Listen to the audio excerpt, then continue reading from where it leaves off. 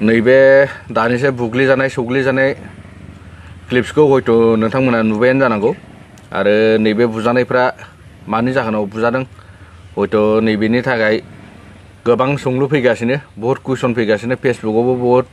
Viral जाबाय इउटुबावबो viral जागासिनो दङ नैबे सानै सुबुङा मागुरमारि क'क्राझार डिस्ट्रिक्टनि सिङाव थानाय जुन्थु मागुरमारि नैबेयाव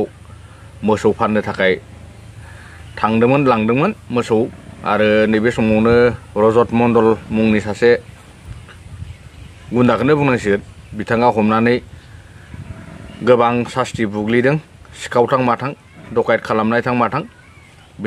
बेनि सायाव दा जोंनि बर'नि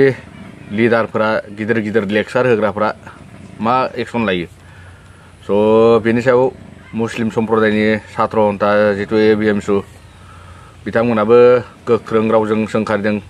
खुद्रिसारदों स' नै दानिफ्रायनो स्टार्ट जाबाय बर'खौ बुनाया सिगां बर' होनना बुंबा एसेबाबो साननाय फैयोमोन आखाइ होबा आं मा जागोन दा साभाबिकसो जाबाय बर'खौ बुनाया दा साभाबिक स' बेनि सायाव मा होनगोन जोंनि गिदिर गोलावफ्रा लिडार गिदिर गिदिर लेक्सार होग्राफ्रा बर'खौ नै दानो आखाइ होजेनबायानो रजत मण्डल मुंनि सासे बेंगलि मानसिया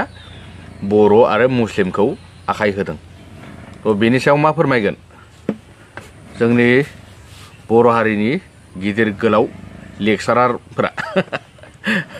मा होनगोन आरो मा एक्सन लागोन बिथांनि सायाव रजत मण्डलनि सायाव मा एक्सन लागोन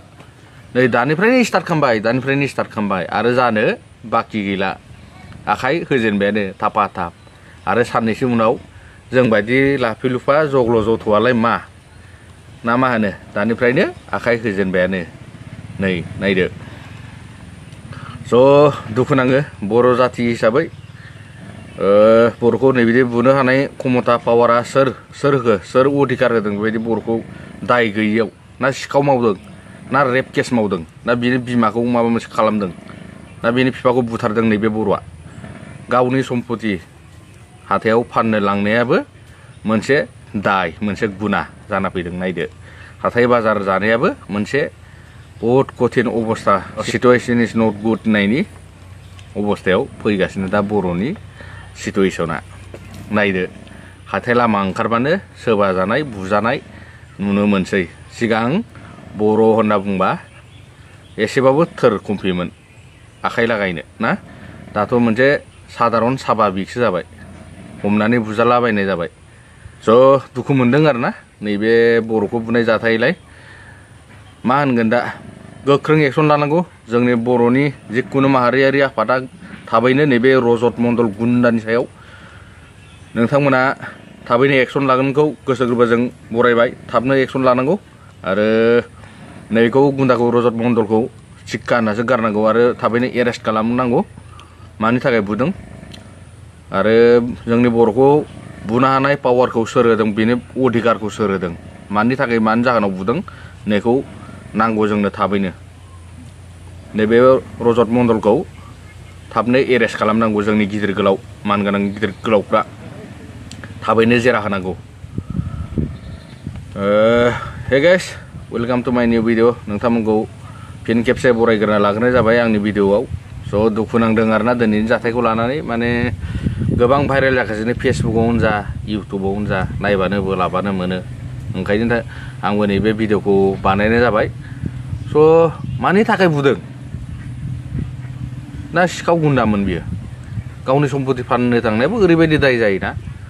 ओंखायनो दुखु मोनदों जोंनि गिदिर गोलावफ्रा थाबैनो एक्सन लानांगौ नैबे रजत मण्डल गुन्दानि सायाव কোকৰাঝাৰ জিলাৰ মাগুৰমাৰীত দুজন ব্যক্তি এজন আমাৰ ইছলাম ধৰ্মৰ মানুহ আৰু এজন বড়ো সম্প্ৰদায়ৰ মানুহ দুজনে দুটা গাই গৰু লৈ আহি আছিলে আৰু গাই গৰু লৈ আহি থকা অৱস্থাত মাগুৰমাৰীত তেখেতসকলক ৰজত মণ্ডল নামৰ এজন গুণ্ডাৰ নেতৃত্বত ৮-১০ জনীয়া এটা গ্ৰুপে এই দুজন ব্যক্তিৰ ওপৰত অতৰ্কিতভাৱে আক্ৰমণৰ ঘটনা সংঘটিত কৰে আৰু এই আক্ৰমণত ইতিমধ্যে ২জন ব্যক্তি তেখেতসকলে আঘাতপ্ৰাপ্ত হ'ব লগা হয় এনেকৈ মাৰপিট কৰিছে যিটো অৱস্থা আপোনালোকে সামাজিক মাধ্যমসমূহত নিশ্চয় দেখিছে এনেকৈ মাৰপিট কৰা এনেকুৱা ঘটনা মব লিঞ্চিঙৰ দৰে ঘটনা আমাৰ BTADত কেতিয়াও আমি দেখা নাছিলোঁ। আৰু যোৱাকালি যি ঘটনা হ'ল উক্ত ঘটনাক আমি সদৌ BTC সংখ্যালঘু ছাত্ৰ সন্থা কোকৰাঝাৰ জিলাৰ প্ৰশাসনক দাবী জনাইছোঁ। আৰু যদি তেখেতসকলক 24 ঘণ্টাৰ ভিতৰত গ্ৰেপ্তাৰ কৰা নহয় আমি কোকৰাঝাৰৰ SPৰ কাৰ্যালয় ঘেৰাও দৰে কাৰ্যসূচী গ্ৰহণ কৰিবলৈ বাধ্য হ'ম। লগতে আপোনালোকক জনাব বিচাৰিছোঁ যিসকল ব্যক্তিৰ নেতৃত্বত এই আক্ৰমণৰ ঘটনা সংঘটিত হৈছিল সেইসকল আমি দেখিছোঁ যে এই ব্যক্তিসকল আৰু বিভিন্ন মাধ্যমে আমাক জনাইছে এই ব্যক্তিসকল BTCৰ EM অৰূপ কুমাৰ দেৰ হৈয়ে বায়ে থকা ব্যক্তি। আৰু তেখেতসকলে এই ঘটনাই নহয় আপোনালোকে সকলোৱে জানে যোৱা কিছুদিন আগতে আমাৰ চালাকাটিৰ এজন শিক্ষকক দুজন ব্যক্তিক এনেদৰে মাৰপিট আপোনালোকে চাৰ্কেট হাউচৰ ওচৰতে কৰিছিল। আৰু তেনেকুৱা ঘটনা তেখেতসকলে কৰি আছে। আৰু এইসকল ব্যক্তি আমি ভাবিবলৈ বাধ্য হৈছোঁ যে BTADত অস্থিৰ এটা পৰিৱেশৰ সৃষ্টি কৰাত তেখেতসকলে কি কৰিছে মনস্থ কৰিছে। আৰু যাৰ কাৰণে আমি কোকৰাঝাৰ জিলা প্ৰশাসনক আহ্বান জনাইছোঁ এই এনে কু অভিসন্ধিৰ ব্যক্তিসকলক অতি সোনকালে গ্ৰেপ্তাৰ কৰিব লাগে। আৰু তেখেতসকলে আৰু এটা কথা কৈছোঁ যে গৰু লৈ অহাটো যদি অপৰাধ আমি জানো অপৰাধ, আৰু যিসকল গৰুৰ ব্যৱসায়ী কৰে তেখেতসকলক আইনৰ দ্বাৰা শাস্তি হওক আমি এয়াও কামনা কৰোঁ। কিন্তু যোৱাকালি আইন